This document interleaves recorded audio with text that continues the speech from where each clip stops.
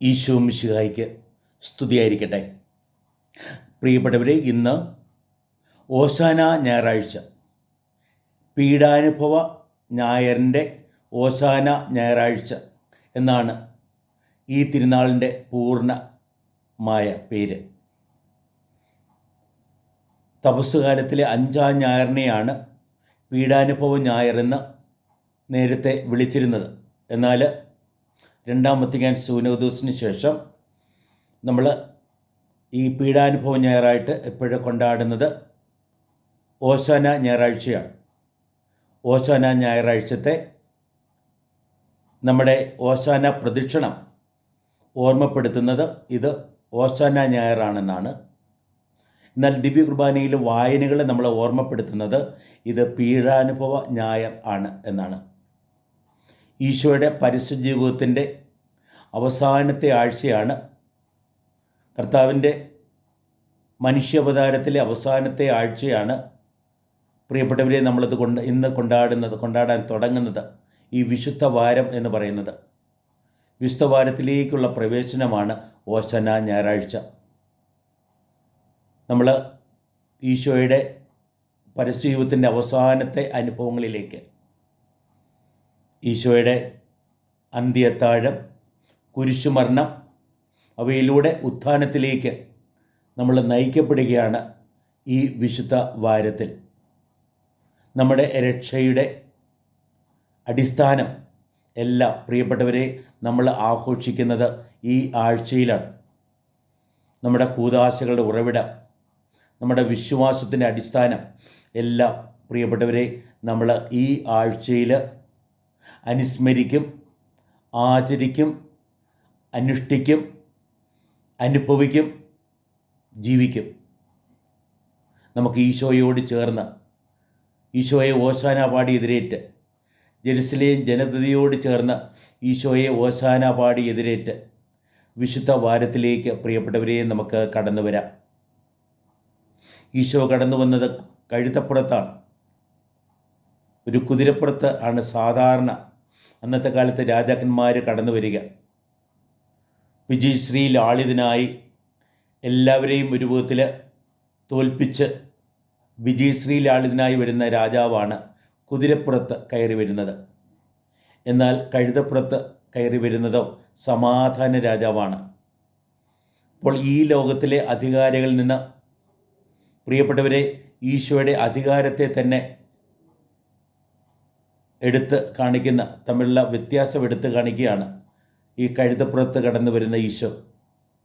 നമ്മൾ ഇന്നത്തെ പീഡാനുഭവ ചരിത്രത്തിൽ വായിക്കുന്നുണ്ട്. ശിഷ്യന്മാരിൽ ആരാണ് പ്രധാനി എന്ന രീതിയിൽ അവർ തർക്കിക്കുമ്പോൾ കർത്താവ് പറയുന്നത്, ഈ ലോകത്തിലെ അധികാരികളെ പോലെയല്ല, നിങ്ങൾ ഏറ്റവും വലിയവൻ എല്ലാവർക്കും ദാസനാകണം എന്ന് പറയുന്ന ഈശോ. ഞാൻ നിങ്ങളുടെ ഇടയിലേക്ക് വന്നത് നിങ്ങളെ പരിചരിക്കാൻ വേണ്ടിയാണെന്ന് ഈശോ തന്നെ അവതരിപ്പിക്കുന്നുണ്ട്. വിജയശ്രീ ലാളിതനാണ്, മരണത്തെയും പോലും ജയിച്ചവനാണ്. എന്നാൽ അവിടുന്ന് എളിയവനായി വിനീതമായി കഴുതപ്പുറത്ത് കയറി മനുഷ്യ രക്ഷയുടെ പ്രധാനപ്പെട്ട സംഭവങ്ങളിലേക്ക് കടന്നു വരിക, നമ്മളെയും കടത്തിക്കൊണ്ടുവരിക. ഇന്നേ ദിവസം കഴുതയെ കൊണ്ടുപോലും കർത്താവിന് ആവശ്യമാണ് എന്ന് എടുത്ത് പറയുന്ന ഈശോയാണ്. നമ്മൾ ഓരോരുത്തരെയും കൊണ്ട് കർത്താവിന് എന്തേറെ ആവശ്യമുണ്ട് എന്ന് നമുക്ക് ഇന്ന് പ്രത്യേകമായിട്ട് ബോധപ്പെടാം. ഹൊസാന എന്ന പദത്തിൻ്റെ അർത്ഥം കർത്താവെ രക്ഷിക്കൂ എന്നാണ്, കർത്താവെ ഞങ്ങളെ വിജയിപ്പിക്കൂ എന്നാണ്. അത് ഒരു വിധത്തിൽ ഒരു ജൈവിളിയാണ്, അതേപോലെ യാചനയുമാണ്. കർത്താവെ കടന്നു വരണമേ, ഞങ്ങൾക്ക് രക്ഷ തരണമേ എന്നുള്ള ആ പ്രാർത്ഥന പ്രിയപ്പെട്ടവരെ എന്നും നമ്മുടെ ഉള്ളിൽ നിന്ന് ഉയരട്ടെ. നമുക്ക് കർത്താവിനെ എതിരേൽക്കാം, കർത്താവിനെ നമുക്ക് സ്വീകരിക്കാം. നമ്മുടെ ഹൃദയത്തിലേക്ക്, നമ്മുടെ കുടുംബത്തിലേക്ക്, നമ്മുടെ സമൂഹത്തിലേക്ക്, നമ്മുടെ ലോകത്തിലേക്ക് അവൻ കടന്നു വരട്ടെ. നമുക്ക് രക്ഷയേകാൻ കടന്നു വരട്ടെ. സ്നേഹത്തിൻ്റെ പാഠം പഠിപ്പിക്കുവാൻ കടന്നു വരട്ടെ. മരണത്തെയും പാപത്തെയും എല്ലാം ജയിപ്പിക്കുന്നവനായി കർത്താവ് കടന്നു വരട്ടെ.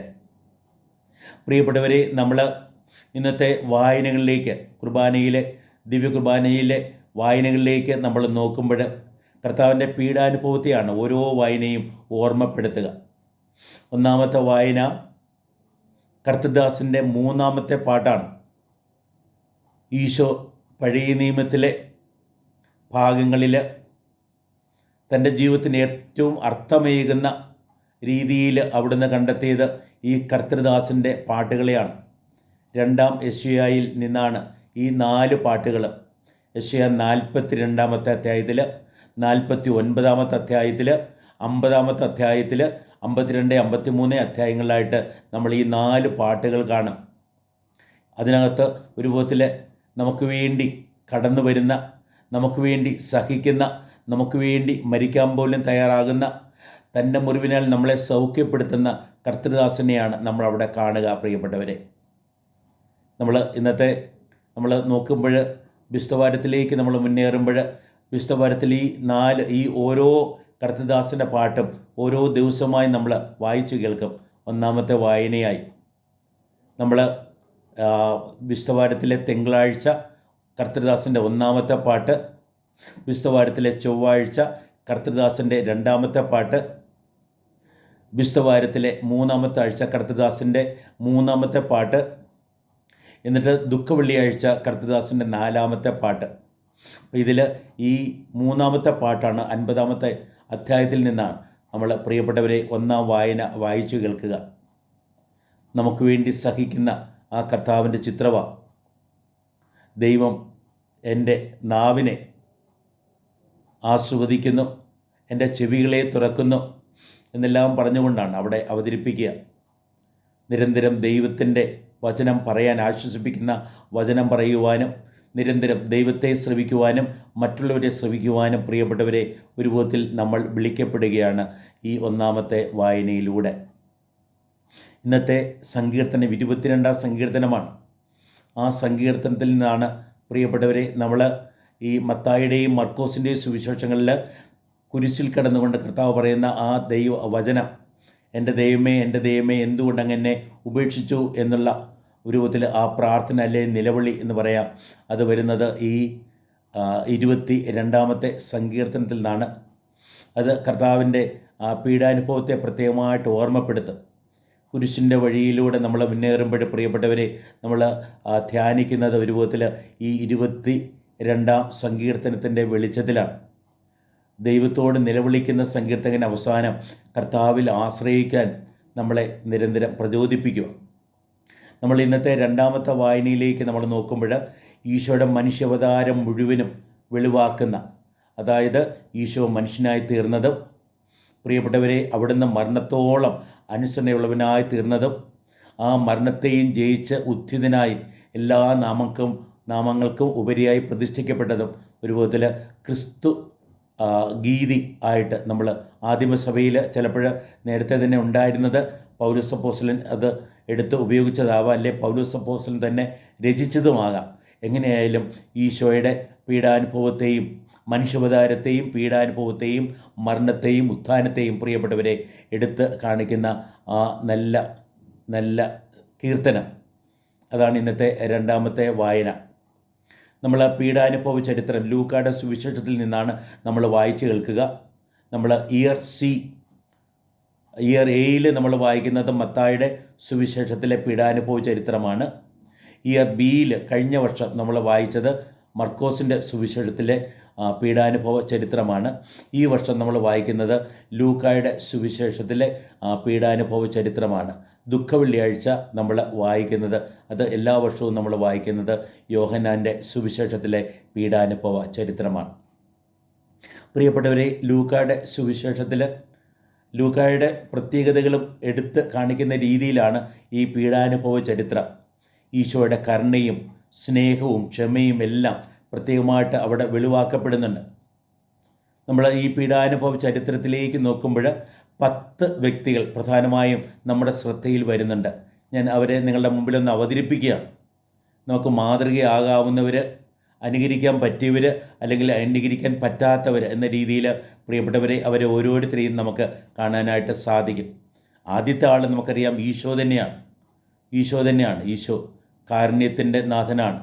അവിടുന്ന് കരുണ കാണിച്ചതും ക്ഷമിച്ചതും ആ കള്ളന് പോലും സ്വർഗം തുറന്നതുമെല്ലാം നമ്മൾ ഇതിനകത്ത് വായിക്കുന്നുണ്ട്.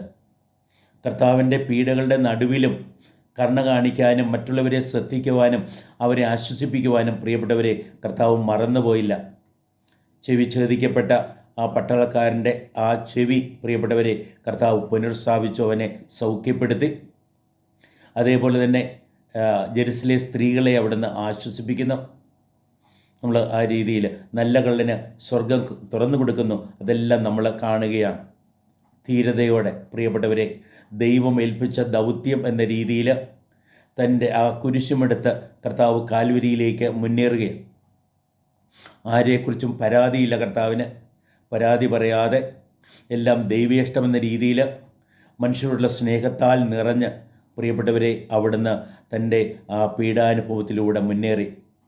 ഒരു വിധത്തിൽ നമുക്ക് തോന്നാം മനുഷ്യർ കർത്താവിന് കൊടുത്ത ശിക്ഷയാണ് ആ കർത്താവിൻ്റെ പീഡാനുഭവവും മരണവും എന്ന് തോന്നാം. എന്നാൽ സത്യത്തിൽ കർത്താവ് എന്ത് ചെയ്യുമെന്നറിയാവോ? അതിനെ കർത്താവ് ഏറ്റവും വലിയ ബലിയാക്കി മാറ്റി. ബലിയാക്കി മാറ്റിയത് അവിടുത്തെ സ്നേഹത്തിലൂടെയും അനുസരണയിലൂടെയുമാണ്. ദൈവത്തിൻ്റെ ഇഷ്ടം പൂർണ്ണമായും നിറവേറ്റുന്നതാണ് യഥാർത്ഥ ബലി. മനുഷ്യരെ ജീവൻ കൊടുത്തും സ്നേഹിക്കുന്നതാണ് യഥാർത്ഥ ബലി. അങ്ങനെ ഈശോനാഥൻ തൻ്റെ പീഡാനുഭവത്തെയും മരണത്തെയും പരമ ബലിയാക്കി മാറ്റി. ആ സംഭവമാണ് നമ്മൾ പീഡാനുഭവ ചരിത്രത്തിൽ പ്രത്യേകമായിട്ട് കാണുക. പിതാവേ, ഇതാ നിൻ്റെ കരങ്ങളിൽ ഞാൻ എന്നെ തന്നെ സമർപ്പിക്കുന്നു എന്ന് പറഞ്ഞ് തൻ്റെ പ്രാണൻ വെടിയുമ്പോൾ പ്രിയപ്പെട്ടവരെ അവിടെ നമ്മൾ പ്രത്യേകമായിട്ട് ആ കർത്താവിൻ്റെ അനുസരണയും മനുഷ്യരോടുള്ള സ്നേഹവും നമ്മൾ പ്രത്യേകമായിട്ട് കാണുകയാണ്. നമ്മൾ രണ്ടാമതായി കാണുന്നത് യൂദാസിനെയാണ്. കർത്താവിനെ ഒറ്റുകൊടുത്ത യൂദ. നേരത്തെ തന്നെ ഒരു വിധത്തിൽ കർത്താവ് അന്ത്യത്താഴ സമയത്ത് പോലും അതിനെക്കുറിച്ച് മുന്നറിവ് കൊടുത്തു എങ്കിൽ പോലും മാനസാന്തരപ്പെടാൻ തയ്യാറായില്ല യൂദാസ്. അവസാനം ഒരു വിധത്തിൽ നമുക്കറിയാമല്ലോ, ആത്മഹത്യ ചെയ്യുകയായിരുന്നു.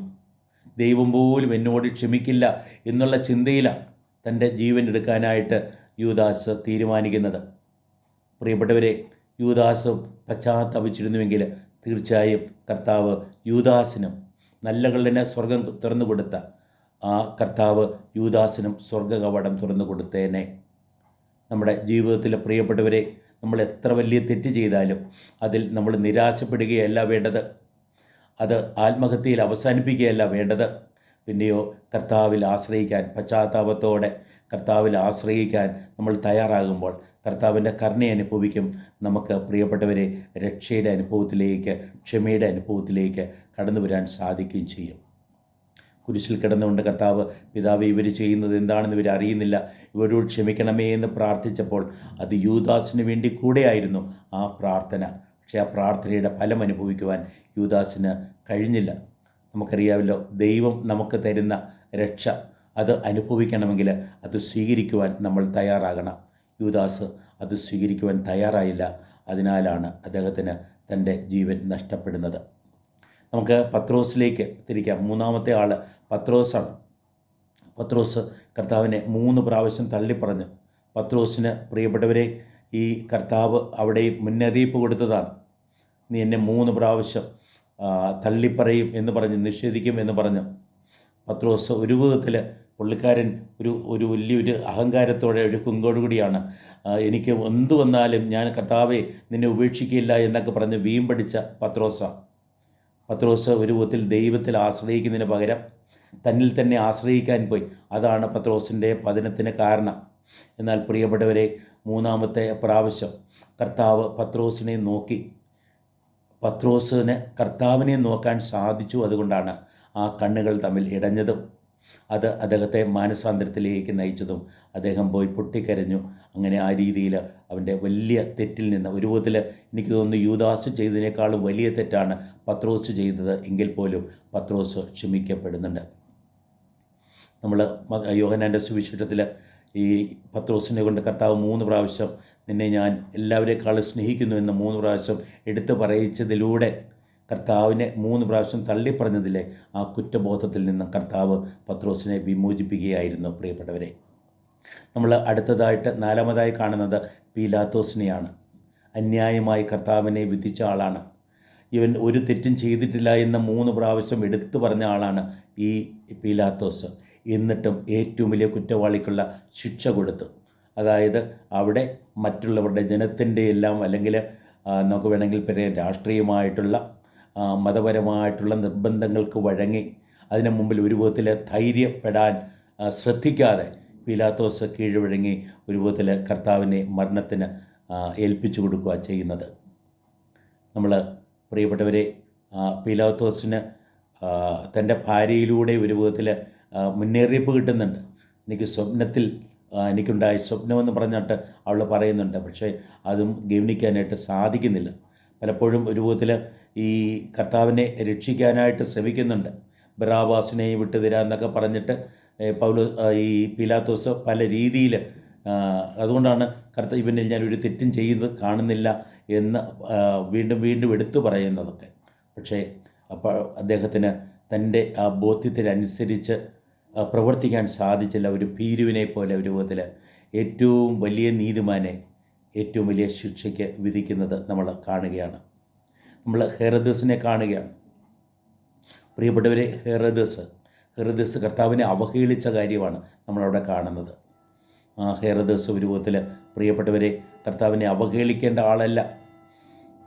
നമ്മൾ ഹെറോദസിൻ്റെ കാര്യമൊക്കെ നമുക്കറിയാം. നമ്മൾ അത് കഴിഞ്ഞിട്ട് ഹെറോദസ്, ഇപ്പം പീലാത്തോസ്, ഹെറോദസ്, അത് കഴിഞ്ഞിട്ട് നമ്മൾ കാണുന്നത് ഈ ഹെറോദസ് കർത്താവിനെ തിരിച്ച് പീലാത്തോസിൻ്റെ അടുത്തേക്ക് അയക്കുമ്പോൾ പീലാത്തോസ് അവിടെ വെച്ചാണ് ബറാബാസിനെ അയക്കട്ടെ, നിങ്ങൾക്ക് വിട്ടുതരാം എന്ന് പറയുന്നത്. ബറാബാസ് അക്രമിയായ മനുഷ്യനാണ്. പ്രിയപ്പെട്ടവരെ, കർത്താവും ബർന്നബാസും, ചിലപ്പോൾ നമ്മൾ ബർന്നബാസിൻ്റെ ഭാഗത്താകാം. ഒരു വിധത്തിൽ എനിക്ക് തോന്നുന്നു കർത്താവിൻ്റെ ആ പീഡാനുഭവ കാലത്തിലൂടെ തന്നെ, ആ കുരിശിൻ്റെ വഴിയിൽ തന്നെ എന്ന് വേണേൽ പറയാം, പീഡാനുഭവത്തിലൂടെ രക്ഷ അനുഭവിച്ച ബറാബാസ് നമ്മുടെ സ്ഥാനത്ത്, ബറാബാസിൻ്റെ സ്ഥാനത്താണ് കർത്താവ് ക്രൂശിക്കപ്പെട്ടത് എങ്കിൽ നമ്മുടെ സ്ഥാനത്ത് കർത്താവ് ക്രൂശിക്കപ്പെട്ടു എന്ന് കാണാം. രൂപത്തിൽ അങ്ങനെയാണ് പ്രിയപ്പെട്ടവരെ, നമുക്ക് വേണ്ടി നമ്മുടെ ശിക്ഷ ഏറ്റെടുത്തുകൊണ്ട് കർത്താവ് നമുക്ക് രക്ഷ തന്നു. അവിടെ ബറാബാസ് നമുക്ക് ഒരു പാഠമാണ്. അക്രമിയാണ്, പക്ഷേ എങ്കിൽ പോലും ഈശോയിലൂടെ അദ്ദേഹത്തിന് രക്ഷ കൈവരികയാണ്. നമ്മൾ അത് കഴിഞ്ഞിട്ട് കാണുന്നത് ശിമിയോനെയാണ്. വഴിയാത്രക്കാരനായി വന്നതാണ്, എന്നാൽ ഈശോയെ സഹായിക്കാനായിട്ട് ഭാഗ്യം ലഭിച്ചവനാണ്. കർത്താവ് പറയുന്നില്ലേ, എന്നെ അനുഗമിക്കാൻ ആഗ്രഹിക്കുന്നവൻ തൻ്റെ കുരിശുമെടുത്ത് എൻ്റെ പിന്നാലെ വരട്ടെ. ഈശോയുടെ കുരിശുമെടുത്ത് ഈശോയുടെ പിന്നാലെ അനുഗമിക്കുവാൻ ഭാഗ്യം ലഭിച്ചവനാണ് ഈ ശിമിയോൻ.